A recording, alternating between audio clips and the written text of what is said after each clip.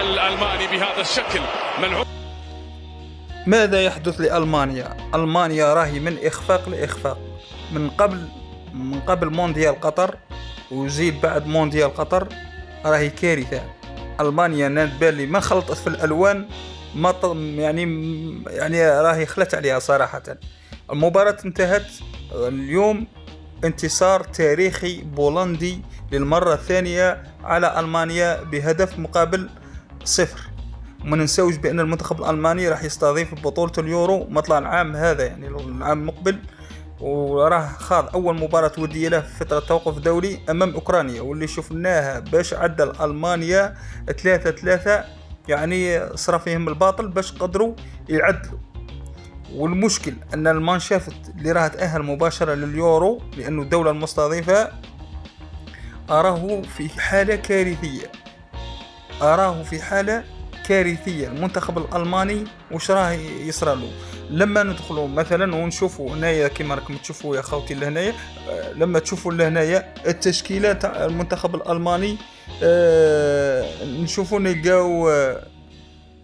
نلقاو تير شتيغن في حراسة المرمى، كيرير وثايو روديغر هينيريش كيميتش تشان هوفمان فيريتس موسيالا وكاي هافرتس المعروفين، هذا هافرتس وموسيالا وكيميتش وروديغر اوثمان، هذون يعني كامل لاعبين يعني من المستوى العالي ومن الطراز العالي.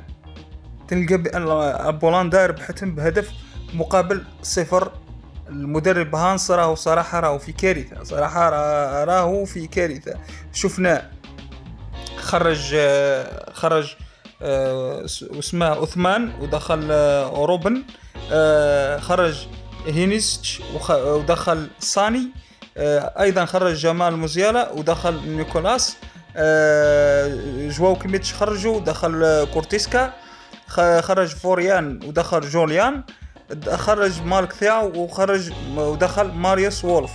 هذون كامل وما قدرش يعني المنتخب الألماني يرجع. بينما ليفاندوفسكي أيضا خرج الوقت اللي خرج فيه الليفا دخل في بلاصو ميليك وخرج في الدقيقة 46. هذا هو يعني صراحة ألمانيا راهي في كارثة. تغلب عليهم المدرب البرتغالي فرناندو سانتوس. هانس نعرفوه مع البايرن كان مدرب عالمي، لكن مع ألمانيا صراحة ما هوش في أفضل أحواله. هذه يا خوتي، والسلام عليكم ورحمة الله وبركاته. أعطونا رأيكم في الموضوع.